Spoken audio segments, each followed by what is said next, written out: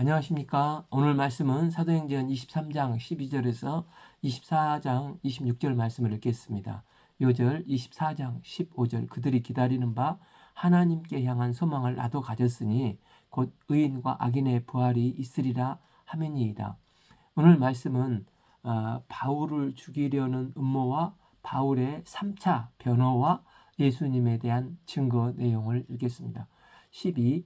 그날이 셈에 유대인들이 당을 지어 맹세하되 바울을 죽이기 전에는 먹지도 아니하고 마시지도 아니하겠다고. 13. 이같이 동맹한 자가 40여 명이더라. 주께서 바울에게 나타나 말씀하시던 밤이 지나고 그 다음 날 아침이 되었을 때 이제 40명도 유대인들이 바울을 죽이려고 이제 금식 결사대를 조직을 합니다. 이들은 바울을 죽이기 전에는 먹지도 않고 마시지도 않겠다고 서원을 했습니다. 14. 대제사장들과 장로들에게 가서 말하되 우리가 바울을 죽이기 전에는 아무것도 먹지 않기로 굳게 맹세하였으니 그들은 이러한 맹세를 하고자 대제사장과 장로들에게 찾아가 협조를 구합니다. 15. 이제 너희는 그의 사실을 더 자세히 물어보려는 척하면서 공회와 함께 천부장에게 청하여 바울을 너희에게로 데리고 오게 하라. 우리는 그가 가까이 오기 전에 죽이기로 준비하였노라 하더니, 즉 그들은 사내들인이 천부장을 찾아가서 그 다음 날에 다시 한번 바울을 심문한다고 말해서 바울이 사내들인을 향해 갈 때 잠복해 있다가 갑자기 튀어나와서 그들을 순식간에 바울을 제거하겠다는 계획입니다. 그러나 하나님은 놀랍게 전날 밤에 나타나서 11절 그날 밤에 주께서 바울 곁에 서서 이르되 담대하라. 내가 예루살렘에서 나의 일을 증언할 것 같이 하나님의 보호하심으로 결국 로마에서도 복음을 증언하리라. 이 약속의 말씀을 주셨지 않습니까? 하나님은 놀랍게 바울의 조카인 누님의 아들에게 그들의 음모가 탄로나게 하셨습니다. 16. 바울의 생질이 그들이 매복하여 있다함을 듣고 와서 영내에 들어가 바울을 알린지라. 그 조카는 유대인 사회에 속해 있었던 사람 중 한 사람이었던 것 같습니다. 그가 믿는 사람이었다면 아마 이름이 나왔을 건데 없는 것을 보니 믿는 사람은 아니었던 것 같습니다. 그런데 하나님께서 그를 통해서 그들의 악한 의도를 알게 하셨습니다. 모든 것은 하나님의 계획과 섭리 안에 있습니다. 17. 바울이 한 백부장을 청하여 이르되 이 청년을 천부장에게로 인도하라. 그에게 무슨 말이 있다 하니 18. 천부장에게 데리고 가서 이르되 죄수 바울이 나를 불러 이 청년이 당신께 할 말이 있다 하여 데리고 가기를 청하더라 하매 19. 천부장이 그 손을 잡고 물러가서 조용히 묻되 내게 할 말이 무엇이냐. 바울은 이런 음모 소식을 듣고 백부장을 통해 천부장에 가서 이런 사실을 고하도록 했죠. 그런데 바울은 어젯밤에 나타나신 주님의 음성 때문에 흔들리지 않는 모습을 보입니다. 그래서 바울의 생질이 천부장에게 뭐라고 합니까? 20 대답하여요. 유대인들이 공모하기를 그들이 바울에 대하여 더 자세한 것을 묻기 위함이라 하고 내일 그를 데리고 공회로 내려오기를 당신께 청하자 하였으니 21. 당신은 그들의 청함을 따르지 마소서. 그들 중에 바울을 죽이기 전에는 먹지도 마시지도 않기로 맹세한 자 40여 명이 그를 죽이려고 숨어 지금 다 준비하고 당신의 허락만 기다리나이다. 22. 이에 천부장이 청년을 보내며 경계하되 이 일을 내게 알렸다고 아무에게도 이르지 말라. 23. 백부장 둘을 불러 이르되 밤 제3시에 가이사라까지 갈 보병 200명과 기병 70명과 창병 200명을 준비하라고. 24. 또 바울을 태워 총독 벨릭스에게 무사히 보내기 위하여 짐승을 준비하라 명하여. 천부장은 전혀 알지 못했던 이 충격적인 소식을 접하고 내가 바울을 데리고 있다가는 큰일 나겠다. 이 뜨거운 감자를 빨리 누군가에게 넘겨야 되겠다. 이렇게 해서 천부장보다 더 높은 사람은 이제 유일하게 벨리스 총독밖에 없기에 이제 유대인 결사대에서 바울을 단단히 보호해서 보내고자 당장 그날 밤 9시에 470명의 일개 대대 병력을 동원해서 바울 한 사람을 보호하기 위해서 특별 호송 작전을 펼치는 것입니다. 바울도 몰랐던 위기를 하나님께서 개입해 주셔서 막아 주시고 신실하게 보호해 주십니다. 하나님은 택한 자들에게 특별한 뜻과 계획과 관심을 두시고 이 불꽃 같은 눈동자로 끝까지 그 사명을 이루시기까지 보호하시는 분이십니다. 사실 천부장은 하나님도 안 믿는 사람이고 이 말을 듣고 바울을 도와주기 시작한 것처럼 참 이상하게 우리가 주님의 일을 하다 보면 예수 안 믿는 사람들이 나서 돕는 경우가 꽤 있지 않습니까? 특히 저 같은 중국에서 이제 일을 하다 보면 그런 경우를 많이 겪어봅니다. 하나님은 불신자까지 들어주셔서 주의 종들을 끝까지 지키시고 보호해 주시는 분이십니다. 15. 또 아래와 같이 편지하니 일렀으되 26. 글라우디오 루시아는 총독 벨릭스 가깝게 문안하나이다. 27. 이 사람이 유대인들에게 잡혀 죽게 된 것을 내가 로마 사람인 줄 들어 알고 군대를 거느리고 가서 구원하였다가 26. 유대인들이 무슨 일로 그를 고발하였는지 알고자 하여 그들의 공회로 데리고 내려갔으니 29. 고발하는 것이 그들의 율법 문제에 관한 것뿐이요 한 가지도 죽이거나 결박할 사유가 없음을 발견하였다. 30. 그러나 이 사람을 해하려는 관계가 있다고 누가 내게 알려주기로 곧 당신께 보내어 또 고발하는 사람들로 당신 앞에 그에 대하여 말하라 하였나이다. 천부장은 자기가 본 사실을 그대로 청독에게 보고합니다. 천부장이 보기에는 아무리 봐도 그를 체포하거나 감금하거나 죽을 명분이 없는데 아무것도 발견하지 못했다는 것입니다. 또 40명이 먹지도 마시지도 않고 바울을 죽이려고 하는 것인데 도대체 그 이유를 발견할 수가 없다는 것입니다. 아마도 이때 바울을 죽이기 전에는 결코 아무것도 먹지도 마시지도 않겠다고 맹세한 이 사람들은 이 천부장의 조치로 다 맹세를 지켰다면 굶어 죽지 않았겠습니까? 그래서 눈여겨볼 점은 사도행전 내내 저자 누가는 로마 군인들을 계속해서 이 천부장처럼 긍정적으로 묘사를 하고 있다는 것입니다. 백부장 고넬료로부터 시작해서 천부장에 이르기까지 로마 병사들은 대체적으로 호의적이었습니다. 비록 일부 로마 권력자들은 부패했지만 그러나 누구 하나 바울을 유죄로 보지는 않았습니다. 빌립보 관리들은 바울에게 사과할 뻔했고 또 고린도 갈리오는 바울을 신문하는 모든 과정을 거부했고 또 에베소의 서기관은 수많은 군중 앞에서 그리스도인들에게 아무 죄가 없다 말을 했을 정도로 했고 또 이후 벨릭스 총독과 베스도조차도 바울에게 매우 호의적이었습니다. 30일 보병이 명을 받은 대로 밤에 바울을 데리고 안디바드리에 이르니 이 안디바드리는 예루살렘에서 약 60km 떨어져 있고 또 가이사라에서 한 46km 떨어져 있는데 바울은 이곳에서 이제 기숙을 했습니다.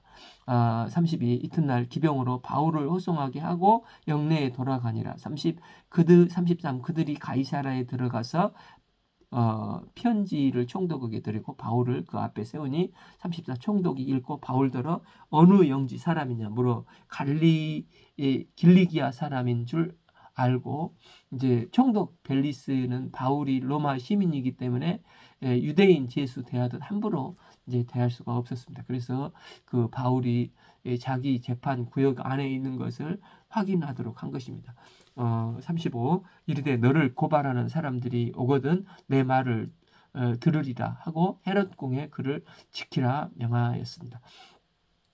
결국 바울은 최악의 위기에서 가장 안전한 방법으로 보호를 받게 되었습니다. 이제 24장은 바울이 1차, 2차 변호가 각각 유대인들과 사내들인 공회 앞에서였던 것에 이제 비한 반면에 3차 변호는 유대인 총독 벨리스 앞에서 열리게 됩니다. 닷새 후에 대제사장 아나니아가 어떤 장로들과 한 변호사 더둘로와 함께 내려와서 총독 앞에서 바울을 고발하니라. 이제 바울은 가이사랴로 후송된 지 5일 만에 드디어 벨릭스 총독 앞에서 그들의 법정 대변인인 더둘로를 대동하고 재판을 받게 됩니다. 이 더둘로는 아주 논리적이고 능숙한 논법으로 바울을 고소하기 위해서 고용된 당대 최고의 변호사라고 할 수가 있습니다. 주목할 점은 대제사장 아나니아도 이곳에 함께 고소인으로 와 있다는 것입니다. 그의 나이가 그때 약 80세쯤 되는데 지금 나이로 치면은 약 한 100세 정도 될진데 이제 약 그 100kg 아까 그 저기 안디 바드리가 60km, 46km, 106km 정도 되는 거리를 승용차도 없이 그 시대의 노구를 이끌고 오기가 정말 힘들었을 것인데 그만큼 복음을 향한 적대감이 컸던 것을 보여주고 있습니다. 아나니아는 어떤 대가를 치라도 바울을 총독 앞에서 직접 고소하고 싶었던 것입니다. 이 바울을 부르매 더둘로가 고발하여 이르되 참 벨릭스 각하여 우리가 당신을 힘입어 태평을 누리고 또 이민족이 당신의 선견으로 말미암아 여러 가지로 개선된 것을 우리가 어느 모양으로나 어느 곳에든지 크게 감사하나이다. 먼저 더둘로는 덕스러운 처세로 총독을 향해서 그의 선정과 개혁으로 인한 유대인들의 평안과 안정을 감사한다고 아부의 말을 합니다. 하지만 그 요세푸스 유대 고대사를 보면 총독 벨리스의 유대 통치는 안정과 평화는커녕 엄청난 불안과 소요를 일으켰다고 고발을 하고 있습니다. 이 벨릭스 총독은 로마 역사에서 유일하게 노예 출신이 총독이 된 인물입니다. 그의 형제가 네로 황제와 친분이 있어서 이게 가능했다고 합니다. 이 벨릭스가 총독으로 부임한 지 6년째인데 2년 있다가 이제 그 뇌물죄로 물러나게 되는데 많은 사람이 환호하고 좋아했다고 합니다. 당신을 더 괴롭게 아니하려 하여 우리가 대강 여쭈옵나니 관용하여 들으시기를 원하나이다. 이제 아부성 발언을 한 더둘로가 아주 간단히 말할 테니 관용의 마음으로 경청을 해달라. 하면서 이 고소의 내용이 세 가지인데 첫째는 유대인을 소욕해 했다는 것.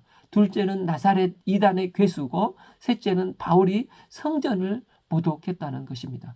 우리가 보니 이 사람은 전염병 같은 자라 천하에 흩어진 유대인을 다 소욕해 하는 자여 나사렛 이단의 우두머니라.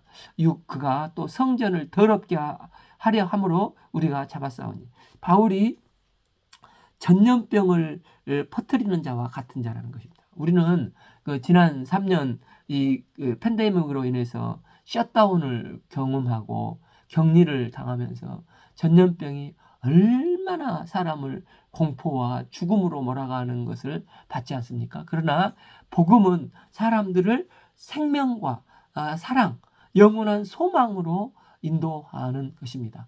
더블로는 바울이 온 세상을 돌아다니며 유대인들을 충동질하여서 로마 정부에 대항하는 반란, 소요를 일으키려는 전염병을 일으키듯 전염시킨 악한 선동가라는 것입니다. 초대교회에 대적했던 사람들이 성도들을 향해 예수에게 미친 사람의 뜻인 그리스도인, 또 예수쟁이, 예수를 경멸하는 용어로 쓰는 게 그 나사렛 당원이라고 이렇게 했습니다.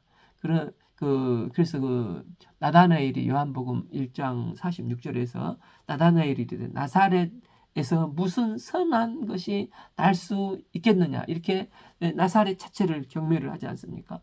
바울과 그 초대 그리스도인들이 그만큼 막강한 영향력을 발휘했다는 것입니다.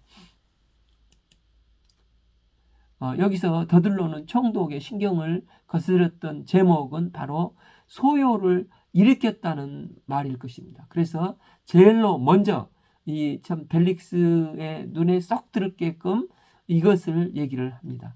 더들로의 아부대로라면 벨릭스의 선정으로 태평성대를 누리고 있는데 이 평안과 안정을 해치는 소요를 일으키는 바울은 반드시 제거돼야 한다는 논리를 펼치고 있는 것입니다.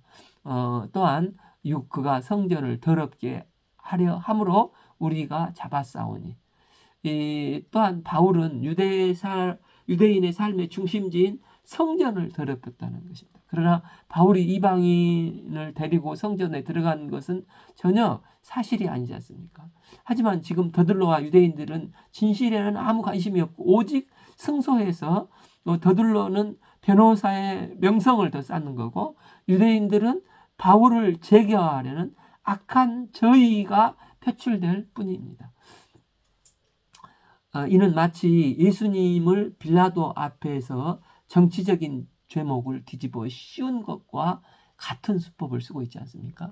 7. 없음. 8. 당신이 친히 그를 신문하려면 우리가 고발하는 이 모든 일을 아실 수 있나이다 하니. 즉 더들로는 바울에 대한 자신의 고소가 사실 완전히 부합하다고 주장을 하는 것입니다.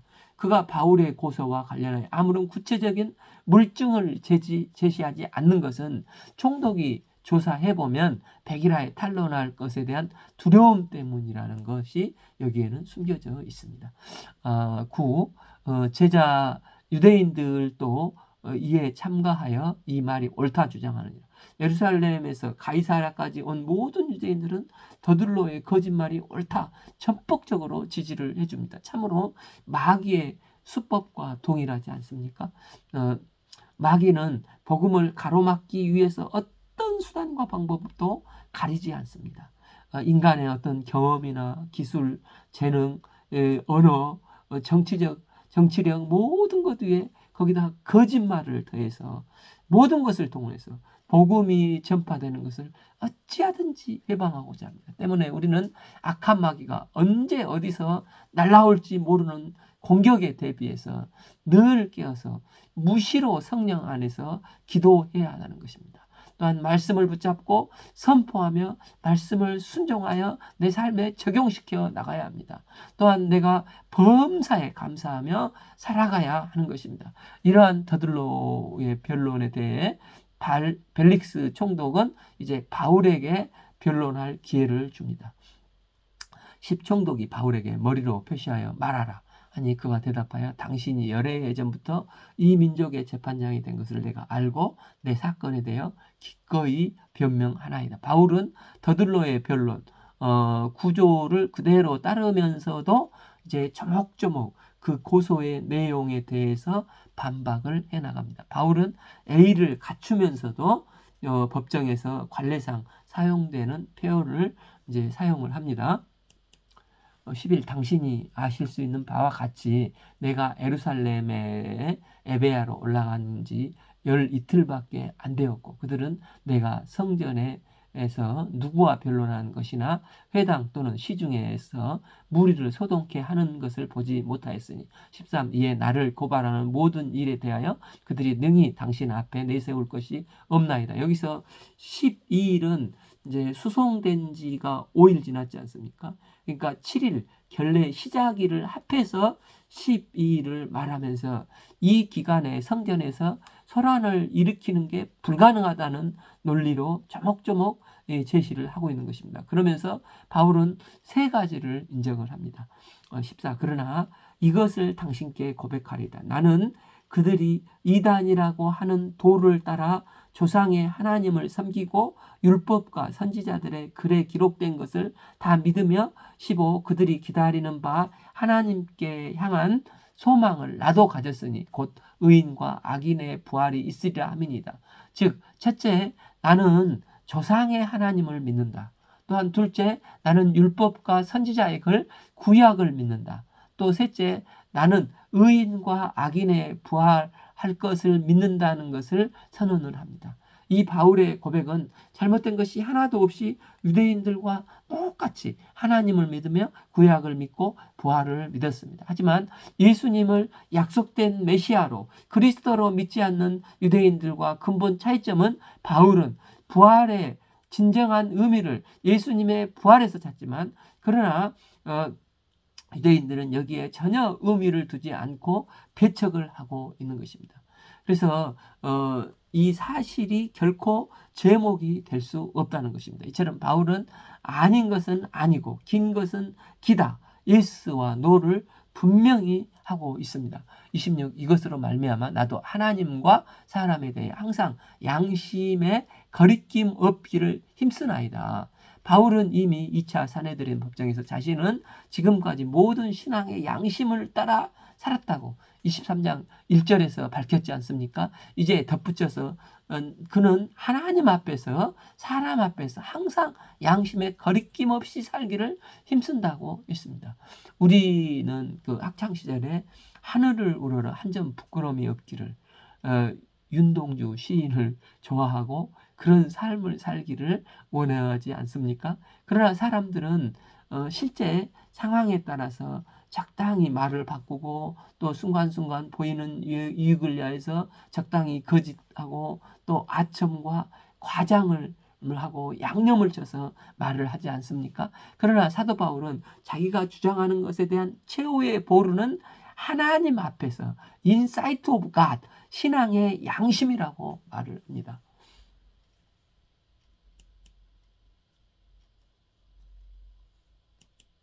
이제 바울은 예루살렘에서 행한 일들을 낱낱이 말합니다. 17 여러 해 만에 내가 내 민족을 구제할 것과 재물을 가지고 와서 18 드리는 중에 내가 결례를 행하였고 모임도 없고 소동도 없이 성전에 있는 것을 그들이 보았나이다. 그러나 아시아로부터 온 어떤 유대인들이 있었으니 19 그들이 만일 나를 반대할 사건이 있으면 마땅히 당신 앞에 와서 고발하였을 것이. 바울은 오랫동안 이방 생활을 했기 때문에 이방 땅에서 돌아오면서 성도들의 구제 헌금을 모아서 이 헌금을 가지고 들어온 것과 또 결례에 드린 것을 다 이야기를 합니다.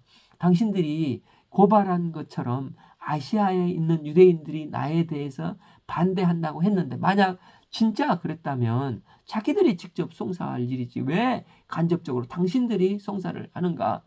그렇다면 이 재판에 그들이 와서 떳떳하게 얘기를 해야 된다. 바울은 말을 하고 있습니다. 그러니까 사실 21장 27절 8절에서 보면 그 아시아에서 온 일부 유대인들이 바울은 만일 그들이 자신을 고소할 일이 있으면 그들이 이곳에 와서 총독 앞에서 직접 고소하라고 당당하게 주장하는 것입니다. 만일 이것이 여의치 않으면 지금 총독 앞에서 바울을 고소한 자들이 공회 앞에서 무슨 그릇된 행위를 했는지 말하게 하라고 요구를 합니다. 21 오직 내가 그들 가운데 서서 외치기를 내가 죽은 자의 부활에 대하여 오늘 너희 앞에서 신문을 받는다고 한 이 소리만 있을 따름이니이다. 바울은 그때 바리새인들이 주장하는 것처럼 내게 문제가 있다면 내가 부활을 믿는다 말했을 뿐이라는 것입니다. 결국 당대 최고의 변호사인 더둘러와 홀로 변론한 바울 중에 누가 이겼습니까? 바울이 이겼습니다. 이유는 바울은 사실에 근거해서 솔직 담백하고 겉과 속이 표리 일치하기 때문입니다. 22 벨릭스가 이 도에 관한 것을 더 자세히 아는 고로 연기하여 이르되 천부장 루시아가 내려오거든 너희 일을 처결하리라 하고.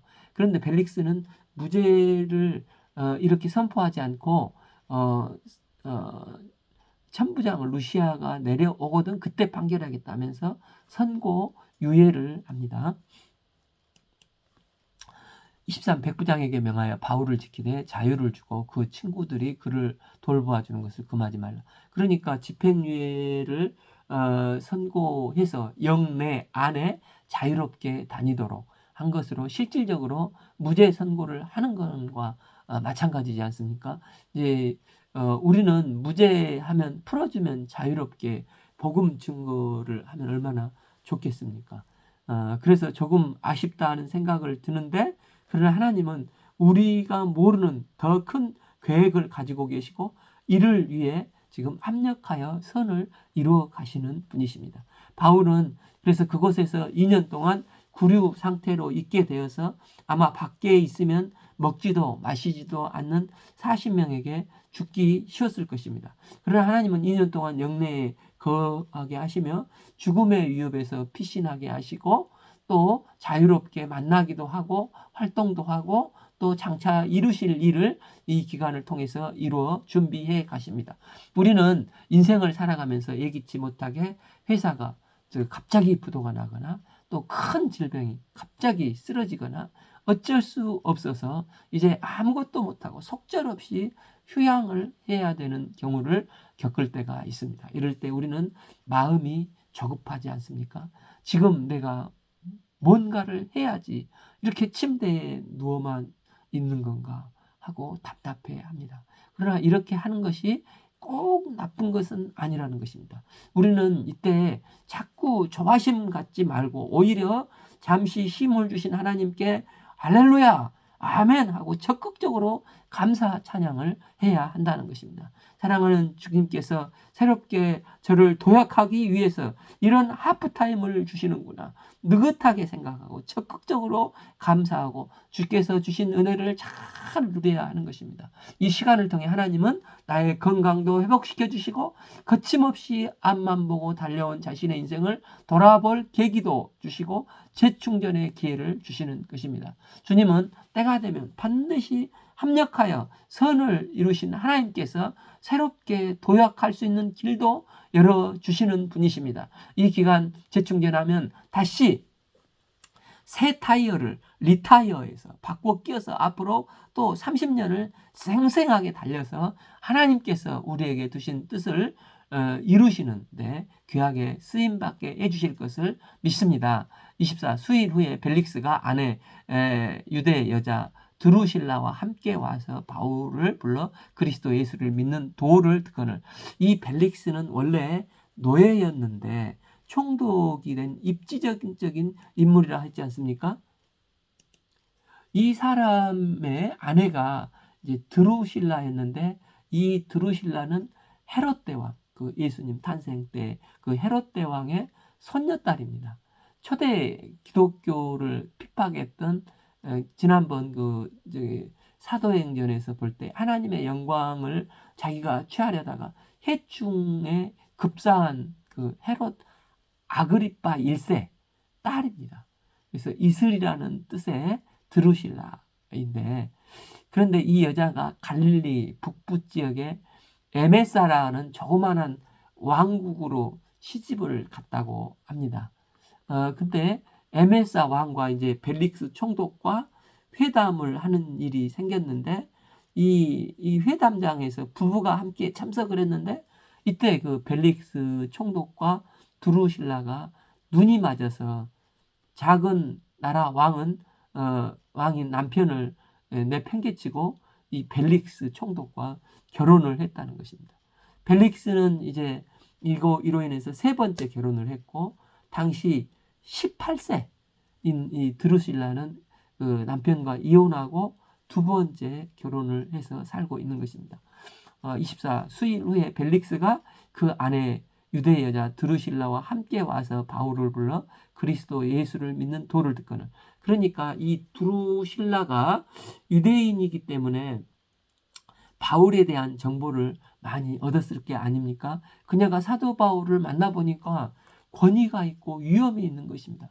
보통 재판장은 언제나 떳떳하고 죄수는 기가 팍 죽어서 떳떳하지 못한 입장인데 어떻게 된 게 이 죄수는 떳떳하고 당당한 것입니다. 또 교만한 게 아니라 자유하고 방자한 게 아니라 굉장히 자신감이 있는 것입니다.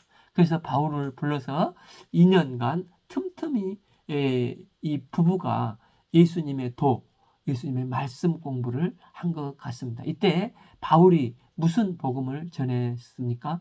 25. 바울이 의와 절제와 장차 오시는 심판을 강론하여 벨릭스가 두려워하여 대답하다. 지금은 가라. 내가 틈이 있으면 너를 부리라. 바울은 벨릭스 부부 앞에서 의와 절제와 장차 오는 심판에 대해서 강론을 하였습니다. 얼마나 찔렸겠습니까?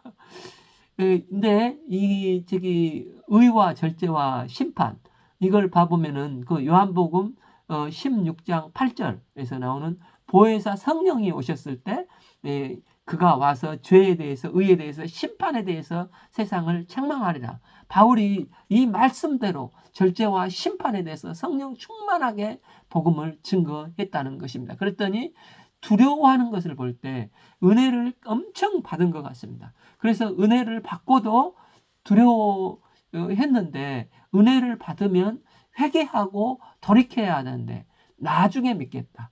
25절 하반부 내가 틈이 있으면 너를 부리리라 하고 돌려보내지 않습니까?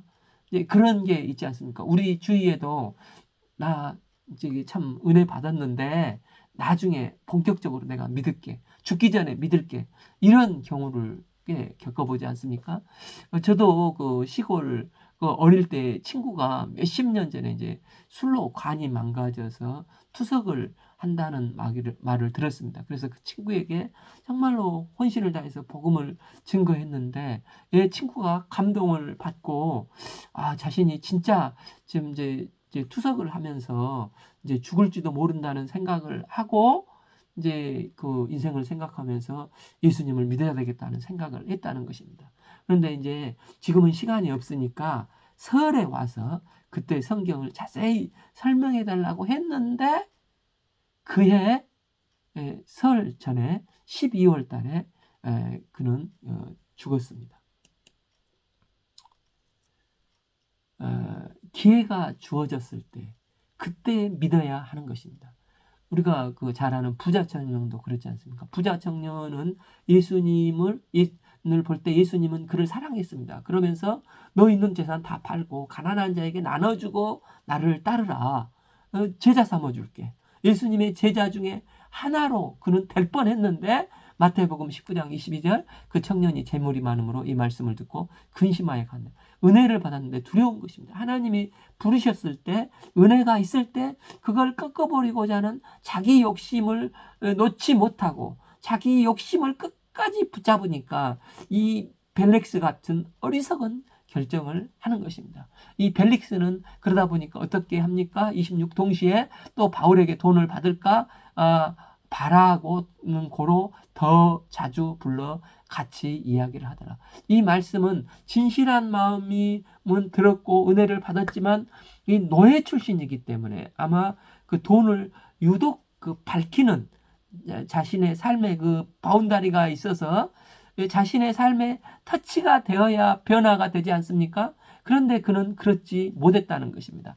마가복음 14장 19절에서처럼 말씀이 씨앗이 심겨질 때 이게 자라나지만 염려와 재리와 유혹이 그 기운을 막아버린 것입니다. 이제 벨릭스의 모습이 이 모습이지 않습니까? 그래서 그는 부임한 지 6년째인데 2년 더 있다가 황제가 비리 문제로 소환을 해서 재판에 회부되고 그는 구사일생으로 살아났다고 합니다. 그리고 나서 그 아내 드루실라와 그 또 한 아들이 있었는데 폼페이로 이사를 갔다고 합니다. 그 당시 폼페이는 최고 휴양 도시였는데 AD 79년 베수비오스 이 화산이 폭발해가지고 온 도시가 통째로 박제가 되었지 않습니까? 우리 인생도 마찬가지라는 것입니다. 기회가 맨날 오는 게 아닙니다. 바울은 감옥에 갇혀 구류에 있으면서도 어쩌든지 복음을 증거했지 않습니까? 버나드 쇼라는 사람이 매우 똑똑하고 또 예쁜 또 여자와 결혼도 하고 능력이 많은 사람이었다고 합니다. 그래서 버나드 쇼는 사람이 똑똑한데 그의 묘비병에 쓰여진 글귀를 들어보지 않았습니까? 우물쭈물하다가 내가 이렇게 될 줄 알았어. 이게 그 묘비명이라고 합니다. 이게 벨릭스 이야기지 않습니까? 우리가 벨릭스 부부처럼 우물쭈물하다가 인생 다 보내고 박제가 되지 말고 바울과 같이 말씀을 듣고 증거하며 예수님의 참 제자의 길을 가는 복된 인생이 될 수 있기를 기도합니다. 오늘 말씀은 사도행전 23장 12절에서 24장 26절 말씀을 읽었습니다. 감사합니다.